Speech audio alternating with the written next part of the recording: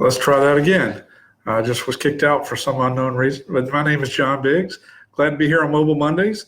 I'm the Vice President of Risk Management Education at Investors Title Insurance Company here in North Carolina. My training is that I'm an attorney.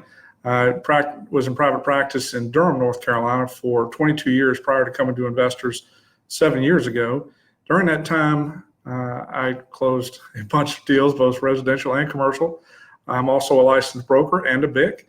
In addition to that, I also allowed my attorneys, my paralegals rather, to go on vacation from time to time when I was in private practice, so I served that role also. So I've seen the transaction from all sides. In addition to that, in private practice, I represented banks, so I drafted the documents that a lot of your clients now are signing as well. So today we're going to talk about the biggest non-regulatory threat to the title and settlement and real estate industry that's hit us in a long time, and that is wire fraud. First of all, cybersecurity is something that is on top of everybody's mind this month because this is October, which is Cybersecurity Month. And so that's one of the reasons I'll be speaking to you today, as well as on the 21st, where we'll talk about the other side of wire fraud. Today we're going to talk about prevention. October 21st, we'll talk about recovery when something happens. I want to go back in time just a little bit to the Obama administration, and Bob Mueller was the head of the FBI. That was about the first time that we acknowledged that there was a real problem with cybersecurity and being attacked, both from organized crime, foreign states, as well as just good old-fashioned fraudster criminals.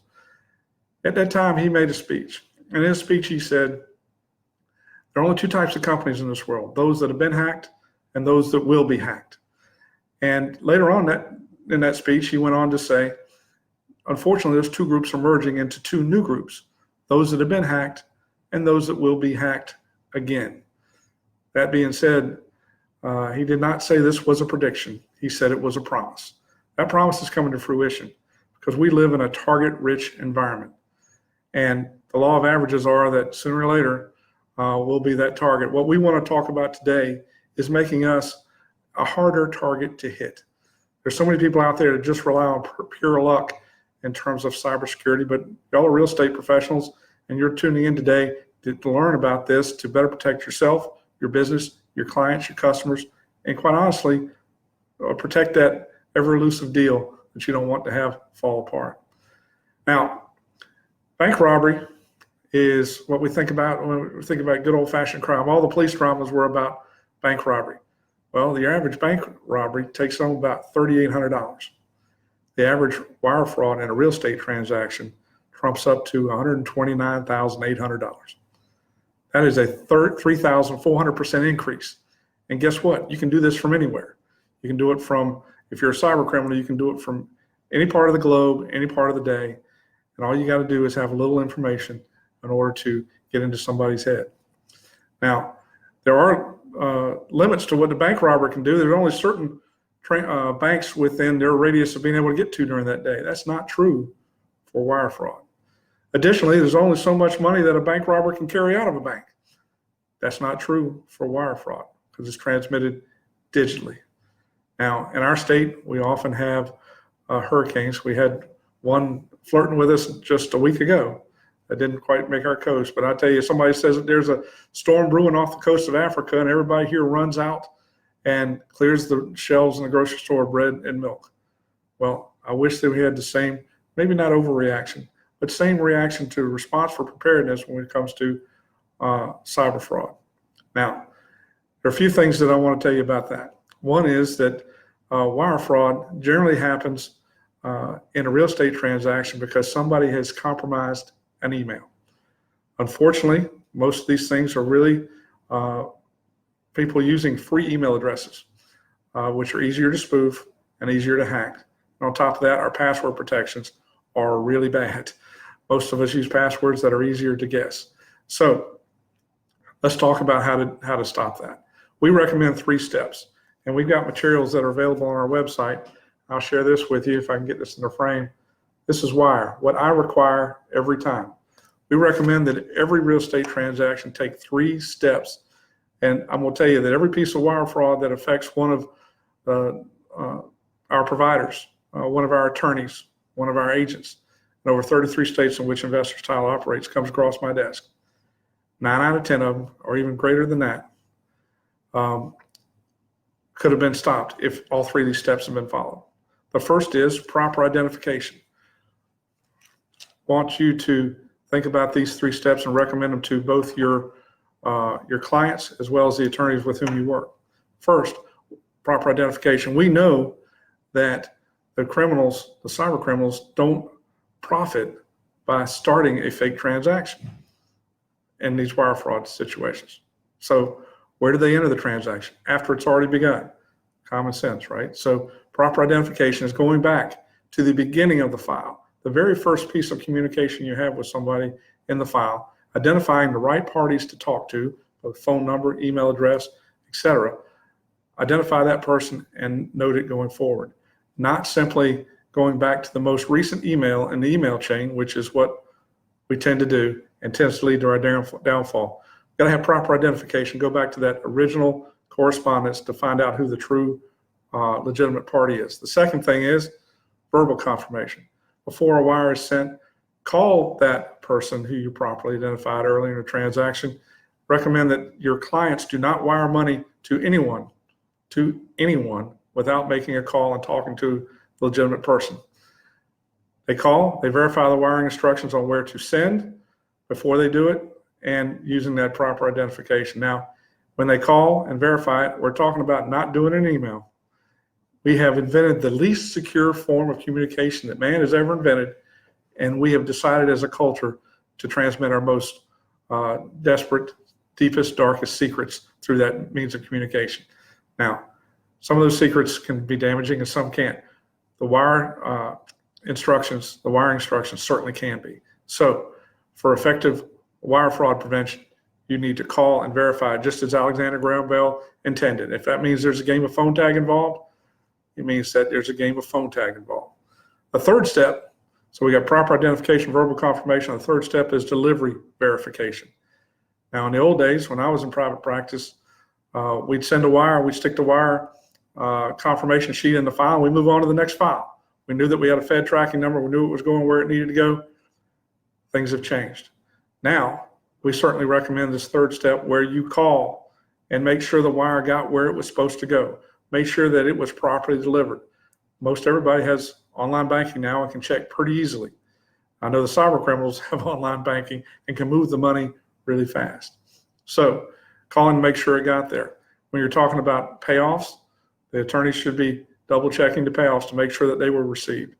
Now, if you're talking about a large bank that may not have the ability or the desire to respond to personal calls about the payoffs, smaller banks, you can probably find somebody. The larger ones, it may require you just simply the next morning to call and verify that the balance on the payoff is now zero. Certainly that would require an additional payoff statement fee to be collected at closing, but that's certainly worth the ability to be able to sleep at night. So we have these 3 steps: proper identification, verbal confirmation, delivery verification. If those 3 steps are followed, you'll be able to maneuver and make yourself a harder target to hit, make your clients a harder target to hit, protect your business, your customers, as well as staying clear of any insurance claims that you may have with your cyber fraud insurance. Now, if you don't have cyber fraud insurance, something you need to get. And I would recommend this, and I'm going to tell you, I can say this with a full-throated endorsement because Investors Title does not sell cyber fraud insurance. It's not part of our charter. We're in the title business. We sell title insurance. So cyber fraud insurance, I'm not up here trying to make extra money for us. This is colleague to colleague telling you this is something that you really ought to have in your arsenal, just in case something happens. Now, cyber fraud insurance comes in different forms. One is for social engineering, which is where somebody pretends to be a legitimate party and convinces you to do something against your will.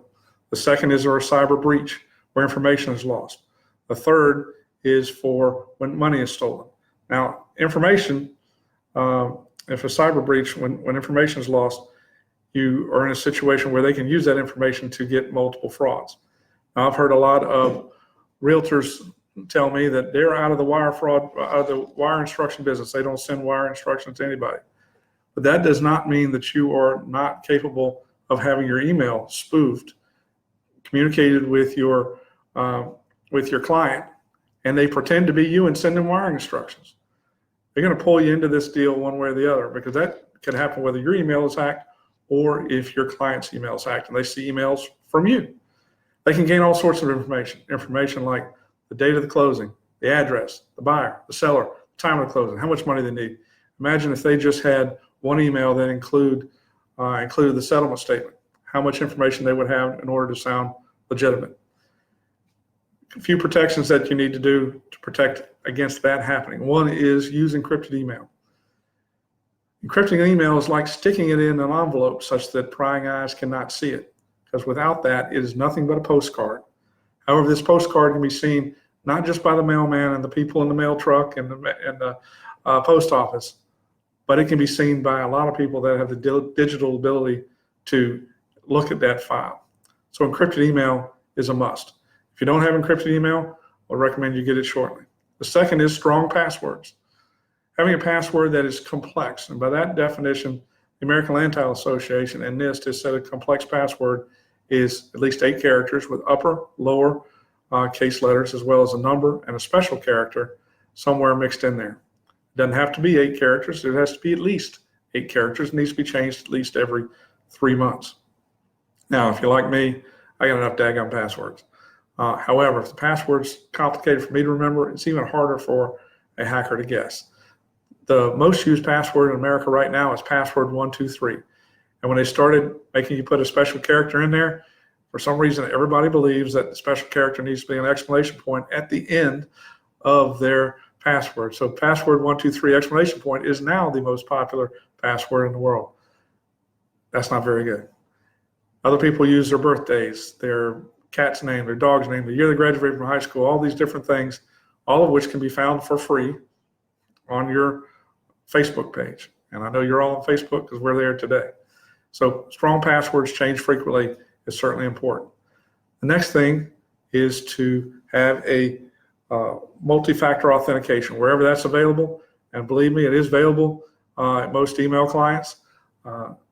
Multi-factor means that you are going to have something else other than just a password that is required to access those accounts. And if you don't have it at your online banking, I would strongly recommend you put it there too. There are 3 things that make up the multi-factor. The first is something you know, i.e. a password. 2, something you have, which could be your cell phone or device. They could text you something, or the device has been deemed to be credible based on prior activity. And then 3, something you are, which could be a thumbprint, retinal scan, some other biometric. So in most cases, we're going to have 1 and 2 and not 3. But there are some easy devices to be able to use for thumbprint. I'm sure that most of you have them on your cell phone. The next thing is, if you're going to use free Wi-Fi, please don't use free Wi-Fi unless you protected yourself with a VPN, a virtual private network. Much like email can be seen by other people, internet traffic can be intercepted in a very similar way. Excuse me.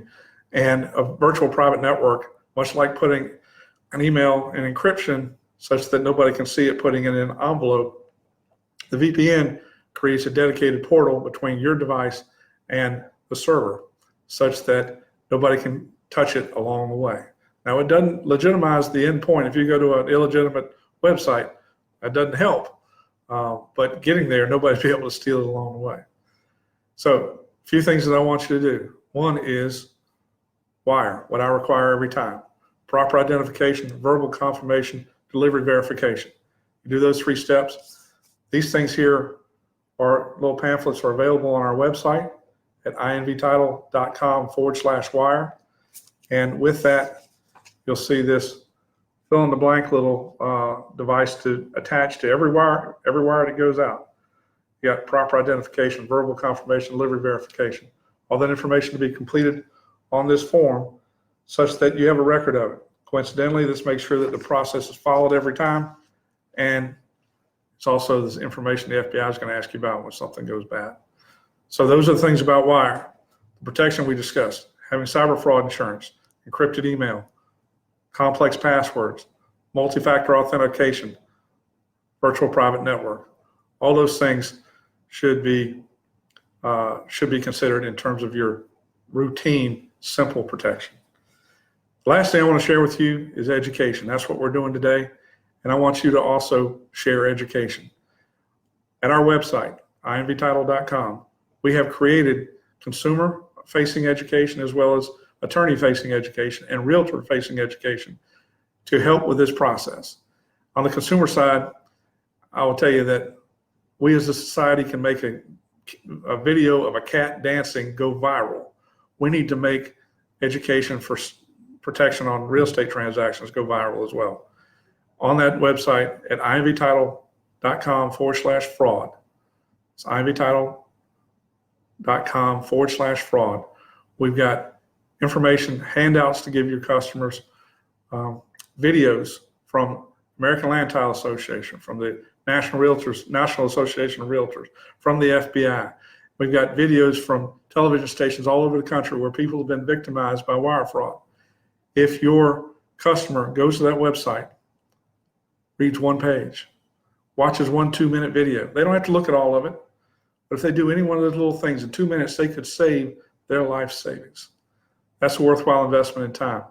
We need you to share education about this with your clients, not just when you're headed to a transaction, but when you first meet. Because if they're getting into this, they're going to have communication from fraudsters potentially, and fraudsters can pretend to be you. You need to have a way for them to know that it's you. I have, let's see here. I've got a couple questions to assess resources. John mentioned today. Okay, that's from Lisa. What is a good program software to use for generating a complex password? Well, there are password keepers that you can use. I personally don't use one. This is my password keeper. And does it fail me from time to time? Yes, it does. Because my password is 24 characters. How do I do that? I'm going to tell you a little bit, but not entirely. I have things that identify the site, identify the time, identify things that are just unique to me that have nothing to do with my children's birthdays, my wife's and my anniversary, anything like that that is known by others. In addition to that, when I do answers to the secret questions from the bank, etc., I lie. I pick something that I know what the answer is, but not something somebody else can guess. So I do that as well. But when it comes to these password creators, KeePass is one I know a lot of people use. And what it does is generate a password for you, save it in there in that device. However, the only issue I have with those is that if you lose the key to the front door, they're able to get into every room in the house, so to speak, by getting the rest of your passwords. And I'm to the end of my time. However, if anybody has any questions, I am certainly happy to answer them from the screen here. Additionally, I will be checking back later this afternoon to see any other questions that got posted. I believe this is being recorded to be put on the site for viewing for those that were not able to join us today. So certainly want to answer those questions. And I'll tell you this too, at Investor's Title, if you have any questions about something like this, by all means, call our main office, reach out to me. I'm John Biggs. If you don't remember my name, remember this. There are over 450 employees in Investor's Title, and there's only one guy with an undergraduate Duke degree. That's me. So if you just call the main office and ask for the Duke guy, they'll put you right through to me. Don't let that be for you that don't like Duke. Don't let that be something to prevent you from calling if you had a question. We want to help protect you. So it's been a pleasure being with you today. I'll look here for a little while longer to see if there are any other questions.